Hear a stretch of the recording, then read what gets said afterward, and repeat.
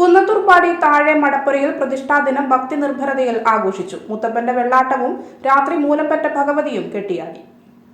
കുന്നത്തൂർപ്പാടി താഴെ മടപ്പുരയിൽ പ്രതിഷ്ഠാദിനത്തിന്റെ ഭാഗമായി തന്ത്രി പേർക്കുളത്തില്ലത്ത് സുബ്രഹ്മണ്യൻ നമ്പൂതിരിയുടെ കാർമ്മികത്വത്തിൽ ഗണപതി ഹോമം, തുടർന്ന് നവക പൂജ, നവകാഭിഷേകം പൂജ എന്നിവ നടന്നു. രാവിലെ വെള്ളാട്ടവും രാത്രി മൂലംപെറ്റ ഭഗവതിയും കെട്ടിയാടി.